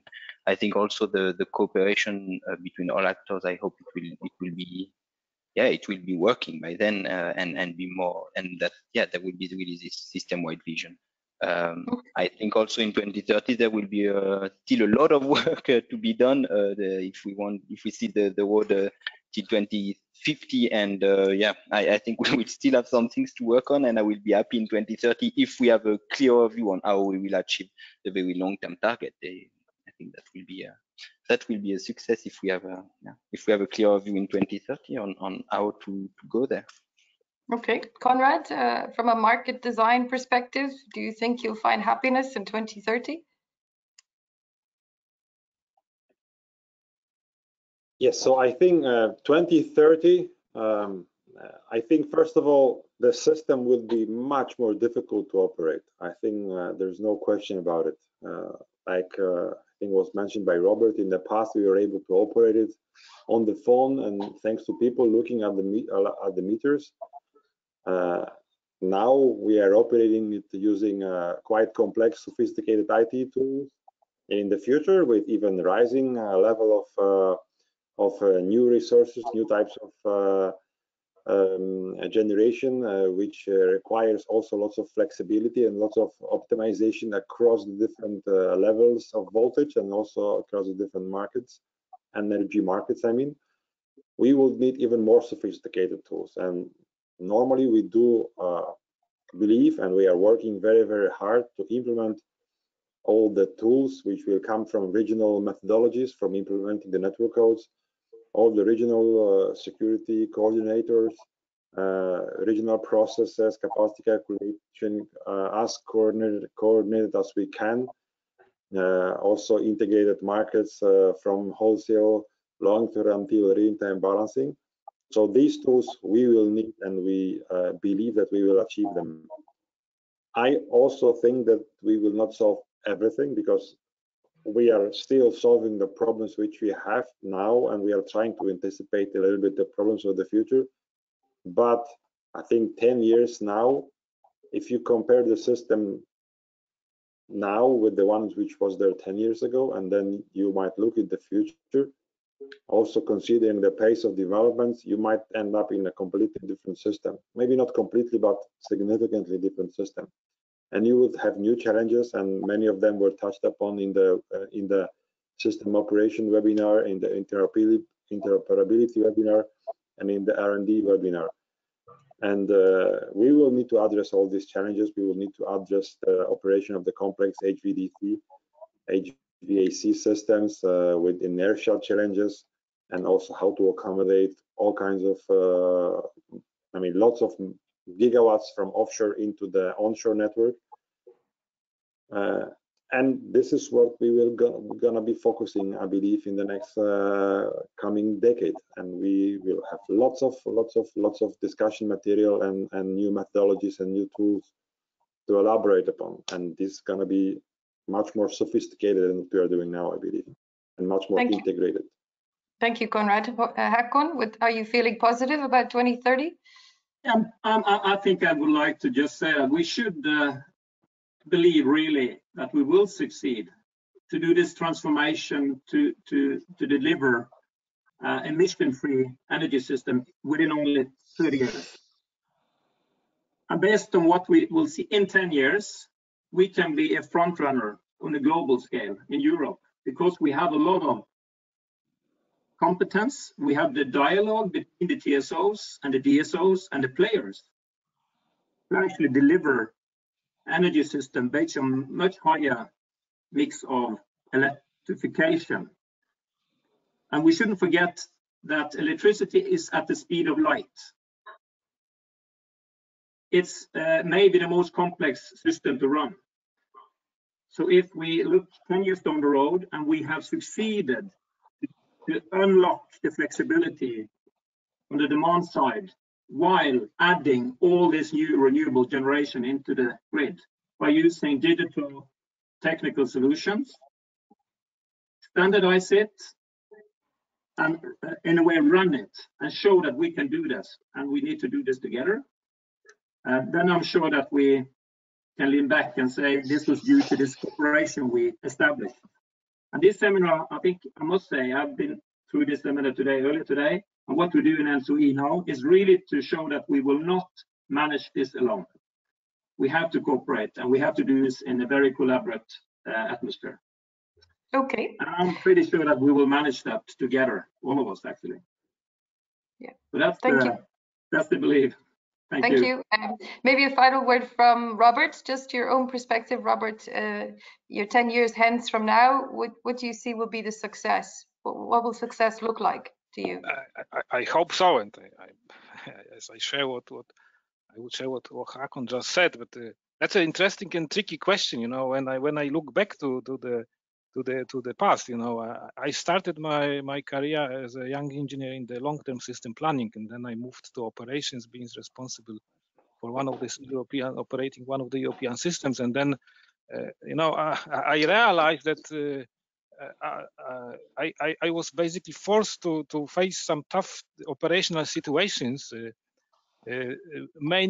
Also, among others, due to the fact that the plans which I worked out a decade or two before have not been fully realized for different reasons. So I do hope that we will commonly realize what we are now talking about to enable this energy transition. So it's difficult to say what I will be doing in 10 years from now, but I hope to be a consumer, and I hope to be able to use the electricity not only when the wind is blowing or sun is shining. But I think there is a plenty of work in front of us to make sure that this will not be the case. And as Håkon just summarized perfectly, I think this can be only done if all the involved entities will work together. Yeah. So that's something which we need to cope with the coming in the coming years, and let's hope we will manage that. Thank you, Robert. I see now Mr. Poshman is here, so I hand you back to Tahir, and when it's ready also we will show the outcome of the poll, but it would be good to hear Mr. Poshman. Hi, good afternoon. Thank you, Sonja. Thank you, colleagues, for this, I think, quite exciting addressing of the questions and topics. Andre Poschmann joined us from German Federal Ministry eventually now. So welcome, Andre. We are happy to have you with us. I'll give you a word now, only kindly asking you if you can deliver us your statement in 10 instead of 15 minutes. Sorry for being maybe unpolite, but we have to finish at sharp at 4 o'clock, and we would like to say a few concluding words in the end. So if it's possible to stay within 10 minutes, it would be good. So please, the floor is yours. First of all, thank you very much for the invitation. A lot of apologies for this misunderstanding and coming late into your discussion. I'm happy to give you very short feedback of our thinking at the moment and trying a little bit to build a bridge between what you have discussed and what we are discussing at the moment, with a particular focus on what we are addressing in the presidency, maybe. I think I guess that you might have discussed also what are the key drivers on the way or on the next years. I think it's rather clear we have increasing ambition. Coal is on its way out, renewables are on its way in. I talked last week to a colleague from Spain who told me that the last tender results in the Spanish tender delivered PV for 1.1 cent. It's very difficult to imagine that you can get it cheaper. So we will see a higher, very strong increase in renewables all over Europe. And if you take into account the 32% target, the Commission already indicated that we end up with 50% renewables in the sector. And now we are going maybe higher. So with even higher shares of intermittent renewables, the challenges for the system will be demanding. We must not forget we are just finished the clean energy package.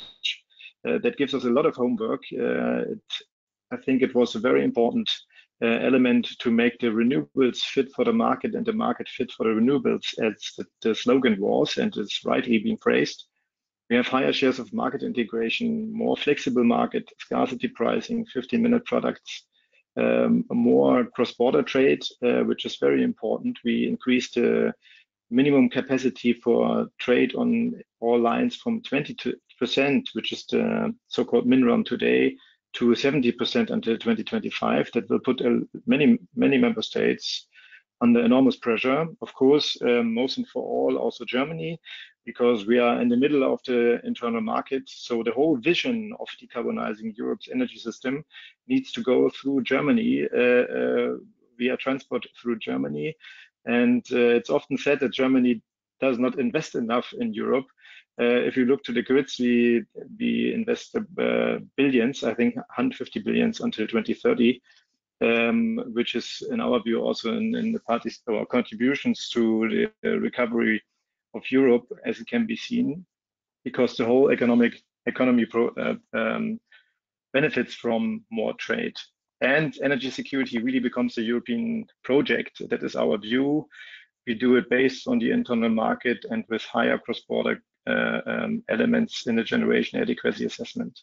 So a lot of homework that we need to do. And of course, there are, as some of you also said in the discussion, always new challenges on the way, and it's a never-ending process to adapt and adjust. And I think some snapshots might be that we face increasing problems with site limitations and public acceptance. So we need to be smart where and how to build renewables, how to build grids. The grid reinforcement is a major challenge in the next years. It will decide on how much of this vision of rolling out renewables in the north and the south of Europe and transporting it to the rest of Europe will work. I think a combination of AC and DC lines, I think I also heard that in your one of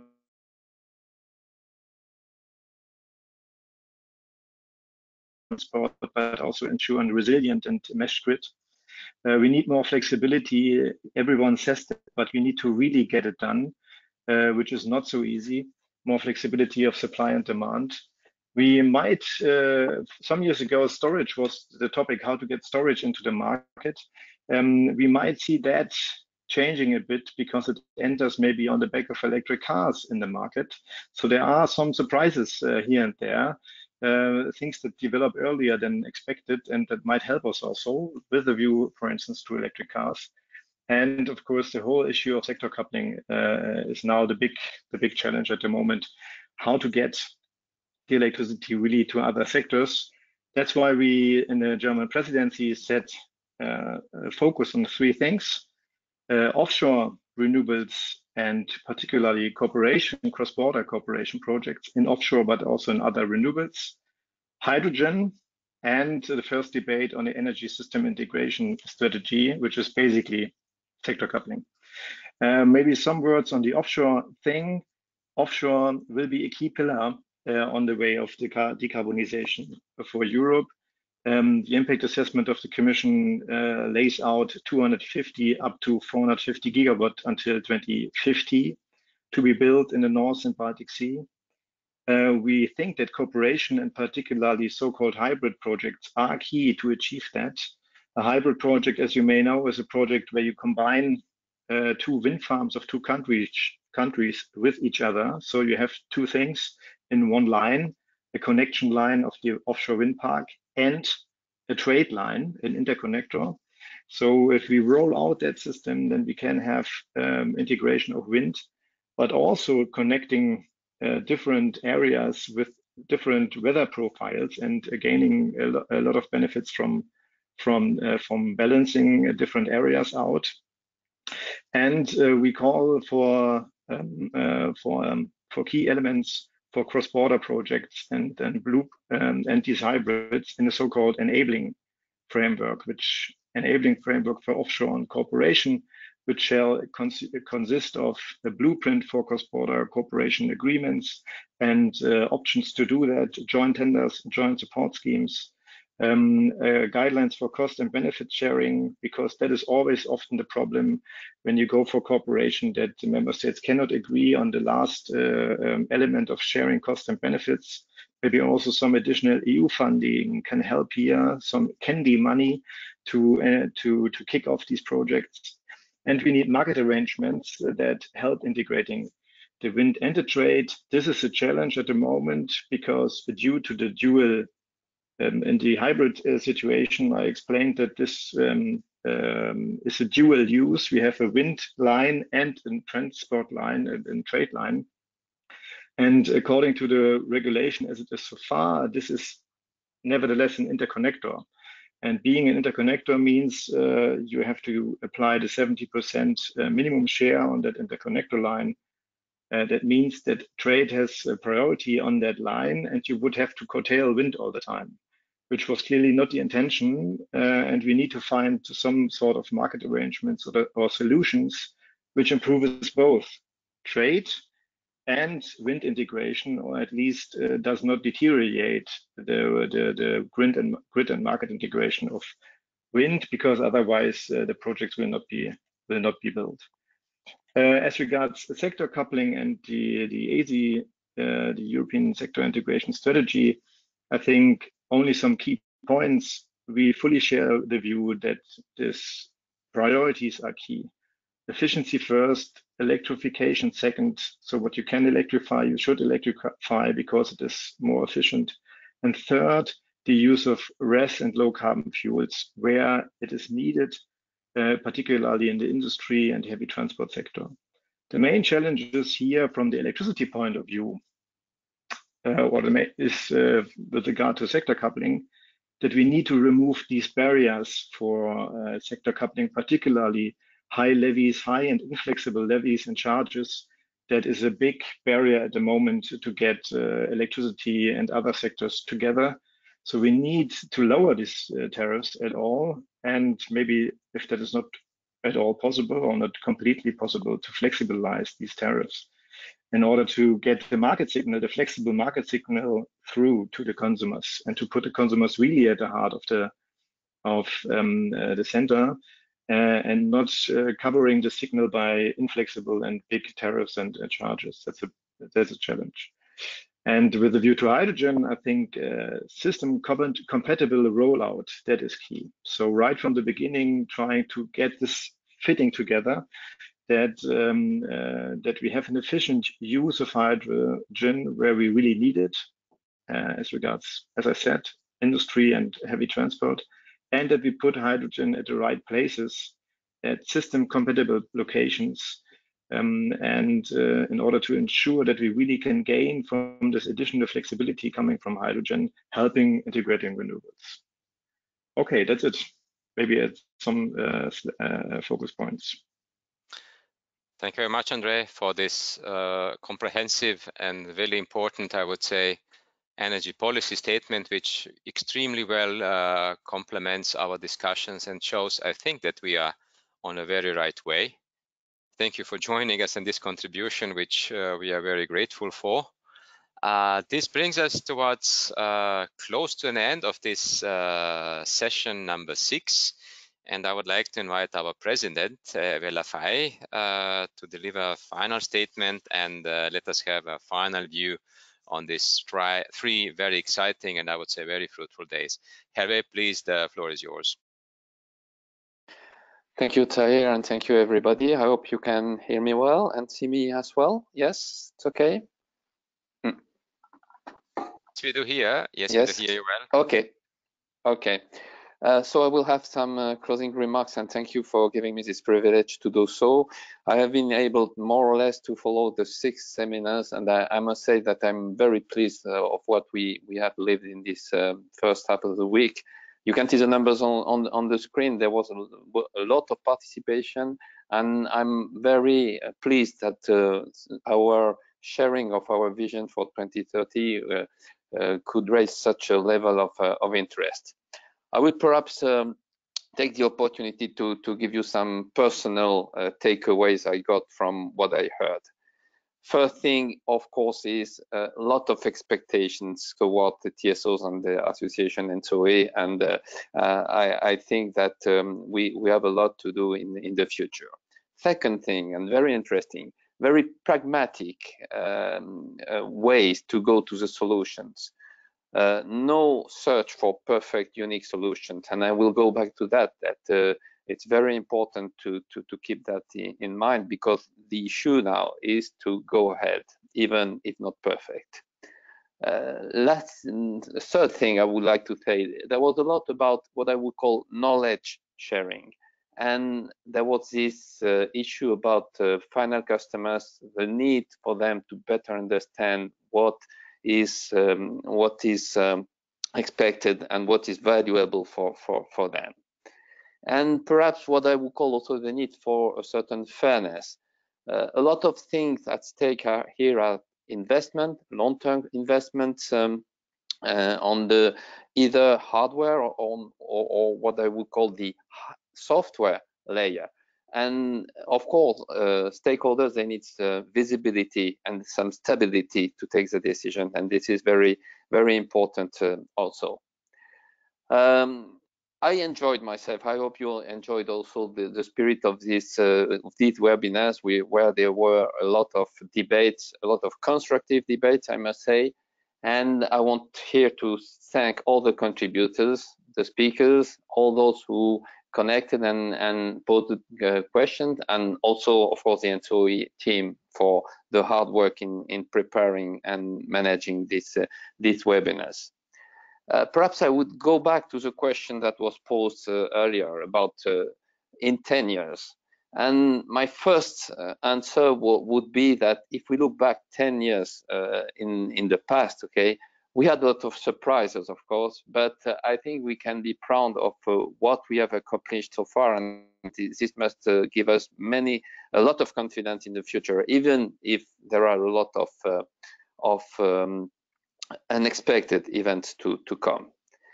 And last word to say that the spirit of it, and I think the essence of what we do as TSOs is network, of course. And to play with words, what are networks, or what is networking? Is interconnecting with the minimum, I would say, valuable layer of interconnection, so that every connected, whatever the diversity we have to connect, either geographical or in the mix of electricity, everything is playing a role and taking value for that. And this with respecting diversity, and I think it's very important.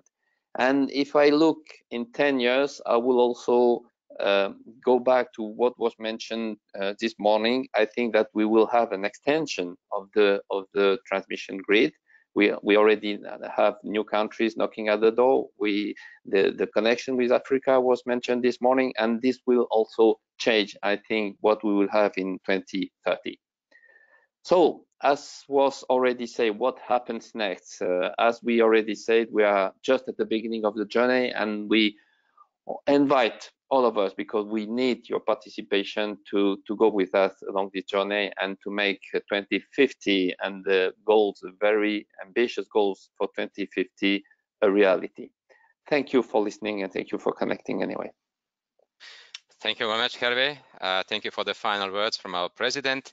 While finishing this very good session and thanking you for participating, we show you now finally the results of the poll. And this is how we finish this work, and would like to use it as an invitation for you to stay tuned. So please let us see finally the results of the poll. And thank you very much for joining the session. We will be closing it after showing the poll. Thank you.